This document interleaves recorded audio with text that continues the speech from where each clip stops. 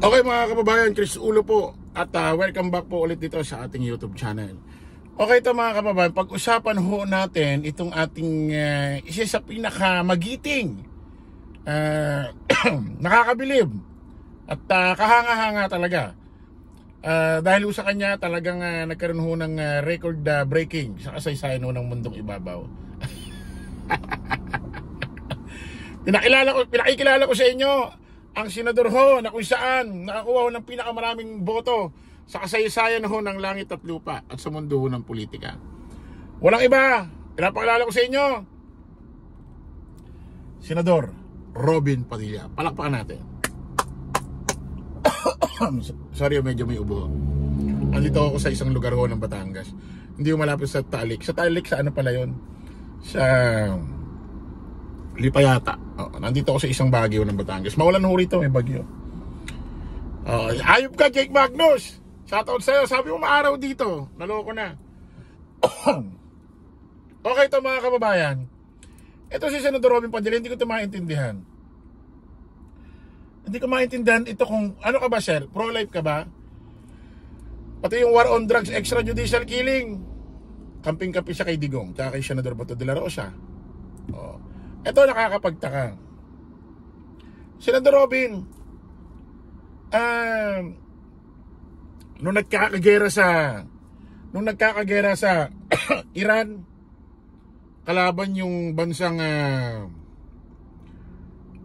Iran tsaka Israel, todo concern ka sa OFW, ganito ganyan, gawa ng, alam mo yon, gawa ng paraan ng gobyerno para mapauwi, ganito ganyan.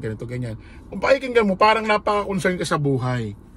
Parang kung pakikinggan ka, parang pro-life ka.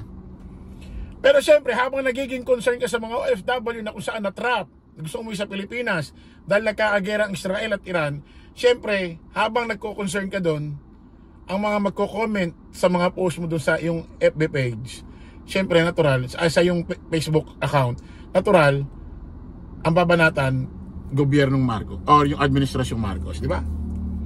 Habang nagko-concern ka, parang paninira, parang pambabas ito sa administrasyong Marcos, correct?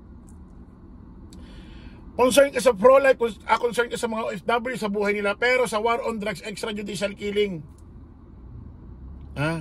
pati yung mga bata doon na nadamay, nagkaroon ka na ba ng post doon para maging concern ka sa kanila? Wala. Pati dito sa missing sa Bungero, bakit tahimik ka rito? Hindi ka man lang nagpo-post dito para magkaroon man lang ng konting concern doon sa mga pamilya na biktima ng missing sa Bungero.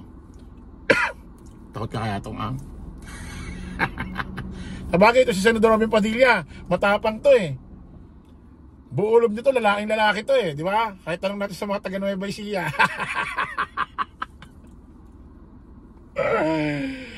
Senador Robin,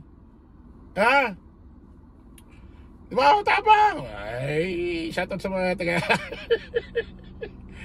isa sana, shoutout na lang. Di ba matapang to si Senador Robin? Sinapak nga si di ba? Sinapak nga si Richard Gomez tapang Sabi niya pa doon sa hearing ng Senado nung usapang merong yung parang kasambahay doon na sinaktan. Tapang ni Senador Robin doon, sabi niya sa barangay captain, huwag kang gaganon-ganon, upakang kita. Bakit gano'n ka magsalita pagkakayang-kaya mo yung tao, no? Pagkakayang-kaya mo, no? Pero pag di mo kaya, tahimik.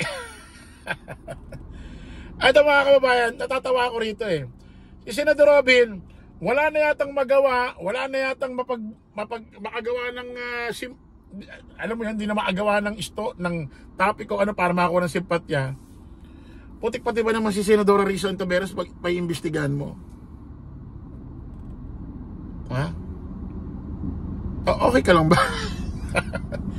Pakinggan ho natin itong video ng mga kababayan na kung saan gawan ho natin ng reaction, opinion, analyze ho itong ginawang magandang pag-topic ho ni Mr. Mike Abe about dito sa tinatopic ho natin.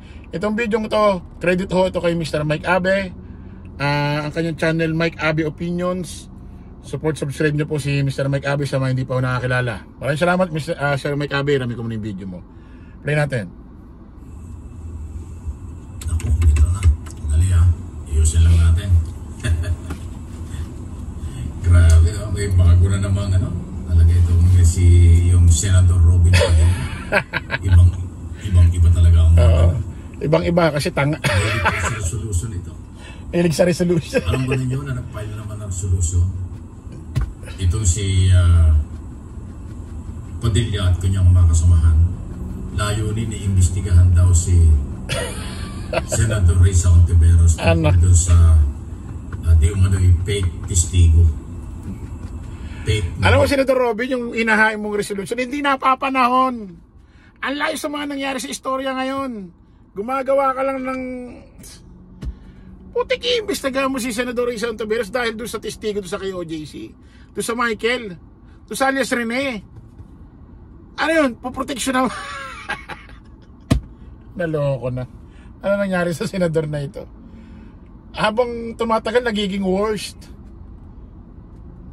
Disappointed. Tuloy natin. Witness ng kanyang committee. Ibig sabihin, naniwala sila doon kay alias Rene na bumaligtad matapos kanya siraan si Kibuloy at mga Duterte sa biglang tumakas ito, nakidnap ito doon sa kanyang tinitirahan at biglang nagsalita na siya ay binayaran daw. Kaya nakakatawa ito. Isipin mo, senador ka ng Republika ng Pilipinas, naniniwala ka sa di umano'y bayaran na testigo kaysa sa kapwa senador. At ang ginawa pa niya ni Robin Padilla, baka naman Sir Mike Abe, may sumusulsol kay Robin para magantihan si Senador Risa Ontiveros sa ginawang pag-iimbestiga sa mga tumistigo laban kay Kibuloy. At dahil sa mga hearing na to, malaki rin na itulong kung bakit nakasuhan si Kibuloy at ngayon ay nakadetain na dyan sa bilis ng panahon. Parang kailan lang tinatapik sa Senado, hindi makalabas ng kay OJC, hinahanap, tapos ngayon nakakulong na, no? Bilis talaga ng panahon. Play natin. Formal na nag-file na resolution para imbestigahan yung kapwa senador. Alam mo, Robin Padilla, meron kayong ethics committee. Kung meron kang pagdududa, sa palagay mo yung maabuso ang kapwa mo senador, doon ang usapan doon. Sa ethics committee yan. Pero yung pa-imbestiga ka dahil sa kasi yung ethics committee para ang problema, Sir Mike Abe, yung ethics committee, alam mo.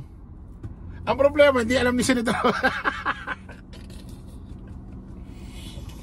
Alam mo naman ito si Senador Robin. Pag gumawa ng privilege speech sa Senado, nasa gilid niya lang doon sa gallery yung mga tropa niya. Oo, isang trakyatang abogado. Isang trakyatang abogado yung kasama para pag di niya nalalaman, ay, tanong-tanong mo, ano muna, call a friend. Parang yung weakest link lang ang putik. Tuloy natin. Hindi na kung kailangan, mapangaralan, mapalalahanan, ano pa. Yes. Pero magpal ka ng resolution para imbestigahan yung kapwa mo senador. Parang unethical naman yan. Correct. Dahil naniniwala ka doon sa alias Rene na dahilan kung bakit nakakulong si Duterte, si Kibuloy. Dahil sinabi niya kung ano-ano laban kay Kibuloy. Kaya nakulong to sa crimes against humanity. At iba pa dahil may nagreklamong biktima o mano. Yun yan eh. Tapos pa naniniwalaan nyo ngayon. Kaya, di ba? Ito si Robin Padilla, ito rin yung promotor ng resolution para pakawalan. Resolution daw para makabalik si dating Pangulo. Dapat pala tawag dito kay Senador Robin, Boy Resolution eh. Boy Resolution! Pag nakita mo, Boy Resolution, nga nito, kamusta na? Puro na lang resolution. Resolution pakawalan i-house arrest si Digong, resolution imbestigahan si Risa Ontiveros. Ang problema kasi rito, Sir Mike Abe, dito sa mga to, hindi naman senador ng Republika ng Pilipinas ito eh. Putik, ano ito? Tuta ni Digong ito. Aso ni Digong dyan sa Senado na kung saan kapag ka may iimbestigahan dyan na related sa Duterte Gang Duterte Gang, sila yung mga taga-black, sila yung mga taga-tahol. Walang pagkakaiba to sa isang magnanakaw na kung saan may magnanakaw sa isang bahay at nung nagising yung amo, sabi niya doon sa mga alaga niyang aso, Lumabas kayo ng kulungan nyo. Attack! Agatin nyo yung magnanakaw, mga aso kong alaga, kagatin nyo. Huwag nyong hahayaang mapasok itong ating tahanan. Walang pagkakaiba yun dyan, Sir Mike Abe.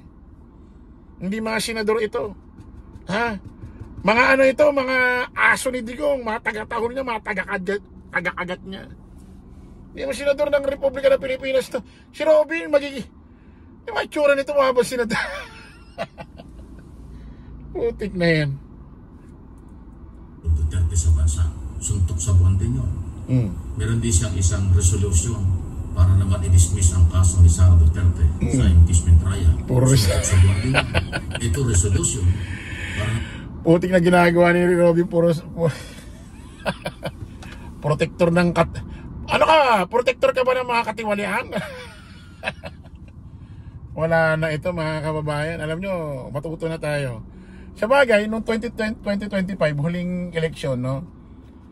Ang dami nakapansin, ang daming artistang natalo ho sa halalan nakaraan.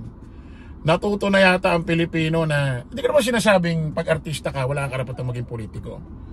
Pero nangyari kasi ngayon, parang nagiging scapegoat or parang nagiging takbuhan ito ng mga artistang wala ng karir pag ganito. At tulad ng dating asawa ng Shotaba, asawa ng anak ni Robin Padilla, yung Aljur. Isipin mo, tatakbo yun. Eh sa tingin mo, kung sikat yun, may karir pa yun, tatakbo ba yun? O ang dami yung artistang natalo. Ang sabi nila, may biro-biroan, kaya raw natalo itong mga ito, naging inspirasyon daw si Senador Robin Padilla ng taong bayan para hindi na iboto itong mga ito. Para wala na maging Senador Robin Padilla 2.0. Kaya malamang ito si Senador Robin Padilla, kung tatakbo pa ito ng 2028, wala na ito. Tingko, ito na unat huli niyang karir sa politika. Ang dami nagsisi sa'yo, sir. Sa totoo lang, real talk. Ang dami nagsisi sa'yo, sir. Ako magsasalita ako sa'yo bilang isang mamamayang Pilipino, netizen, butante dito sa Republika ng Pilipinas. Ang dami nagsisi sa'yo, sir. Putik di ka senador, aso ka ni Digong. Kita-kita ulit tayo sa panibagong vlog. Bye-bye po.